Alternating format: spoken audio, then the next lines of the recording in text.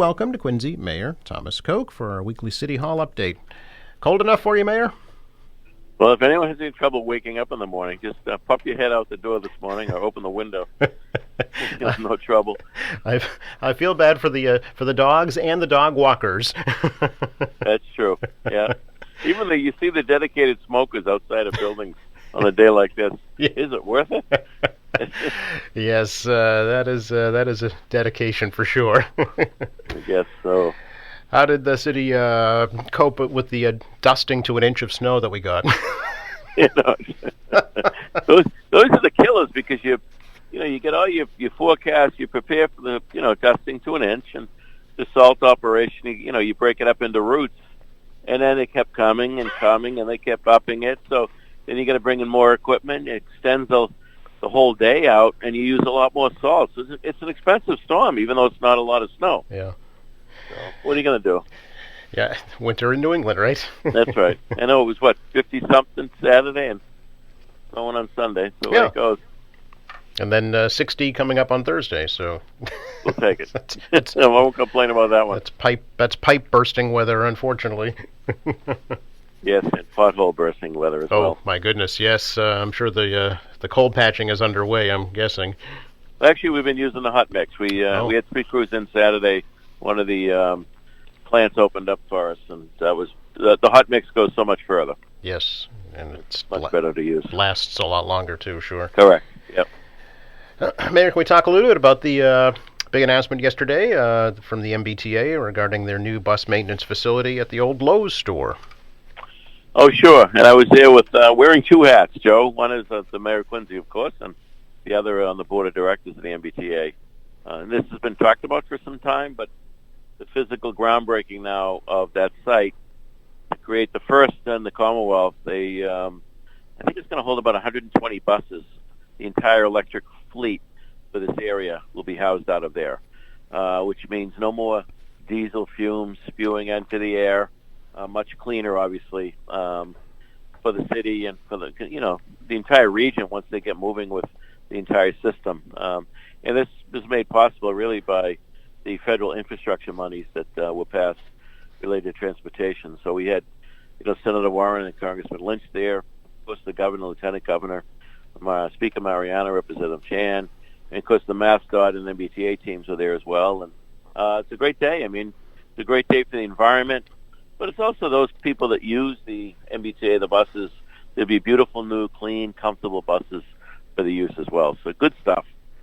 Now, that'll replace the existing garage on Hancock Street, and I know that you had expressed an interest in that property. Is that still in the works? It is still in the works. Yeah, that garage is over 100 years old.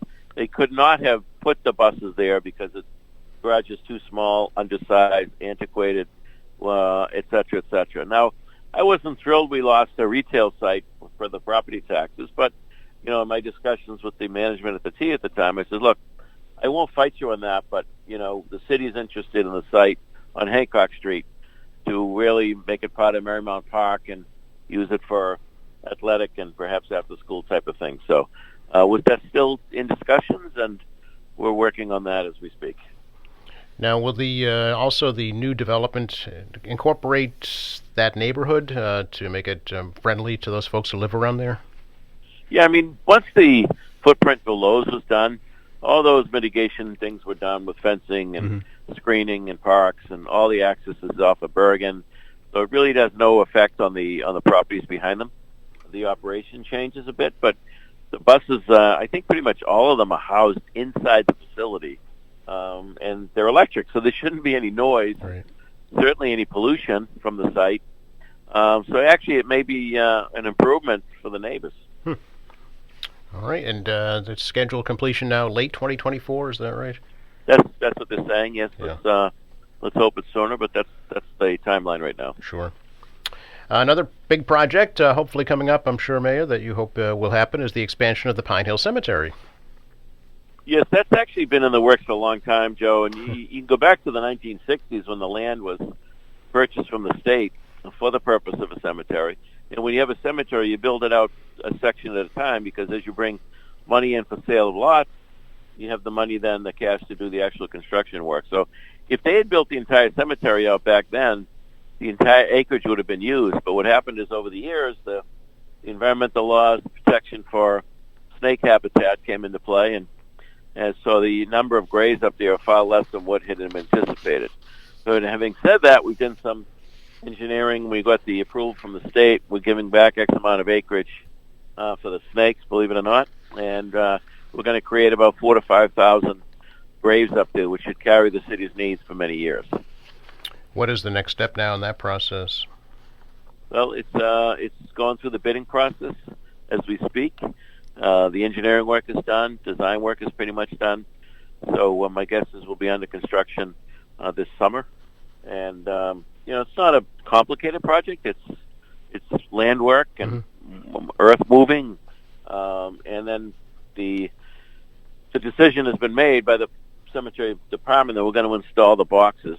So in other words, when you go to open up a grave, the concrete vaults will already be in the grave. Oh. So they lift the lids, put the casket down, and then close the lid, rather than digging the whole grave up.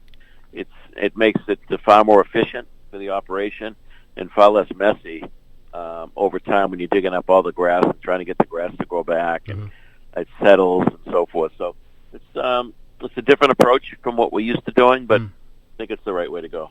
Now, the information I have is creating more than 13,000 new spaces. Well, that's when you double it up. So if you get you got the double, up and down for a grave. So a single grave is really for two. Yep.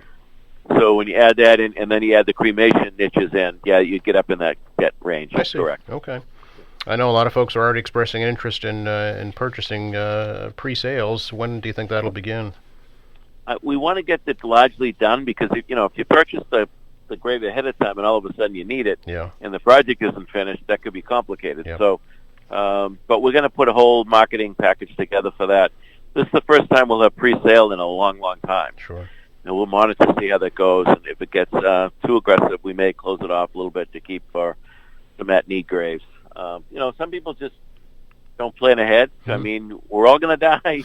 No one likes to talk about it. And then there are those that like to do the pre-planning and get it all squared away so their loved ones don't have to worry about it. So, in any case, it's going to be a real good addition. And we're also going to do some embellishments to the cemetery. To some degree, Pine Hill, in my opinion, has been kind of the poor stepsister to Mount Wollaston. But once we get it finished up there, there's going to be some new beautiful features, a water feature, a new road, a lot more trees planted. The veteran section is going to have some nice things done to it as well. So I think it's going to have a different feel to it when we're finished, in a good way. Any idea about cost right now for a plot? I don't know it off the top of my head. Dave Murphy can help you with that one. Okay, very good. Also, Mayor, can we talk a little bit about the two, I guess, cyber attacks on the city of Quincy? One, the ransomware just earlier this month, and then the retirement board infiltration about a year ago. Yeah, that one was what they call a phishing scam. They get through an email, and that's how they work that. But that's still under investigation as well as negotiation because, quite frankly, that shouldn't happen with the process in place, the protocols in place. That should not have happened. So I don't believe the retirement system's going to end up eating that one. I think a third-party vendor is probably going to be involved in making that whole. I mean, again, it's a reminder of the times we live. I mean, this technology is terrific, but it also is used by the criminals, and we got to constantly stay on this to stay a step ahead of them. So that one, it'll work itself through. And PIRAC which oversees the retirement board, the state agency, they're very much involved. So we'll get there. I do want to let people know if you have a pension, don't worry, it's well protected. This was a one and out thing that shouldn't have happened because the protocols were violated. The second piece, as you know, we've talked a lot about the city side, the ransomware one. The IT, Brian Glav and his team, and the outside companies we used did a remarkable job shutting the system down immediately and making the adjustments needed so that nothing was lost. And still going through it, actually, piece by piece, but it's coming along. It's coming along, and there's not the kind of potential damage we thought they could have been. It doesn't sound like anything was kind of held hostage for ransom. Is that right? I think we got to it in time, Joe. Okay. Yep. And then, going through literally every aspect of our systems, we can find out what they accessed, what they didn't. It appears that there was no breach of data, personal data. Mm-hmm. There was some in the treasurer's office, or accounts that were looked at, but there was nothing missing. So obviously, the IT and the departments made quick adjustments, changing things, changing codes, changing passwords, and I think we beat it. But they're still going through the system. I see. You got to literally watch the whole system, With the retirement phishing scam, questions were raised about why that was not brought to the public's attention sooner. Well, that's a decision the retirement board made based on their discussions with the investigators. They didn't think it was necessary at that point. Mm-hmm. It's not. It's a little semi-public. You know what I mean? Mm-hmm. It's run separate entity and answers to a state agency, so it's not something that the city, as far as the mayor's office, would have released. When the PIR Act finally went public with it, is when I went public with it. The retirement board themselves have opted not to speak about it until the entire thing is resolved, and I don't necessarily agree with that approach, but that's the approach they took. I know the Attorney General's office is investigating that as a criminal aspect as well. So see what that goes. Oh, absolutely. Yeah. I mean, whoever did this, absolutely, they should be. If they're found, they should absolutely be prosecuted. Mayor, I know you're pushed for time, but can I just ask you briefly about the Fox Rock development? Has been approved now by the Quincy Planning Board. Where does it go from here? Well, we expect that they will be in the ground digging foundations probably by June. Okay. So that's extremely exciting.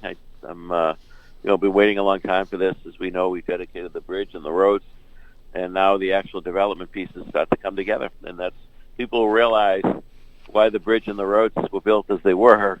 It creates the new paths for development, which we will now start to see. So, good stuff. Will this I need... like to use that term. Good stuff.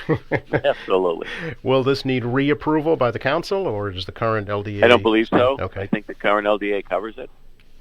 We'll continue to monitor it if there's any changes, but no, I think it's well covered. Mayor, stay warm. You too, Joe. Thanks for the time this morning. Good to talk to you.